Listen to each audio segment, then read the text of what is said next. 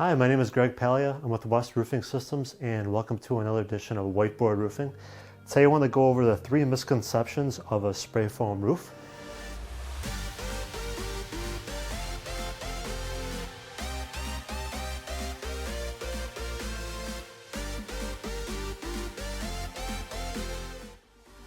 So we've been doing spray foam roofing since 1979.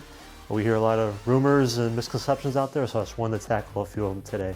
The first one is that spray foam roofs are a temporary solution. You get a temporary solution. So some people think you just put them on there just for a quick fix for a couple of years, but that's not the case. You know, when we do spray foam roofs, we warranty them for 10, 15, or 20 years. And once that period is up, we just recoat them and they go on for another 10, 15, or 20 years.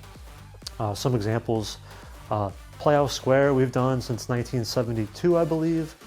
There's multiple ones in the blog post. If you click on the bottom there, you can see it. But we've done recoats on roofs 3 or 4 times. They've lasted for 40 plus years. Second misconception is that they're weak. People think it's foam, it's easy to squish, step on. That's not the case. They actually have a compression strength of 50 to 60 pounds per square inch. So you can walk on them with no problem. And there's definitely no issues with the strength of the foam roof. And the last thing is that they are a new system. So spray foam roofing, the technology's been there since the 60s.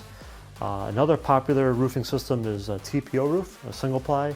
It's been around since like the 1990s. So everyone's heard of TPO. It's the 90s and spray foam's been around the 60s. So it's definitely not a new roofing system. So that's it for today. If you want to read the full blog post with more details, it's in the description. Please click there to learn more. And thank you so much. Have a great day. Bye.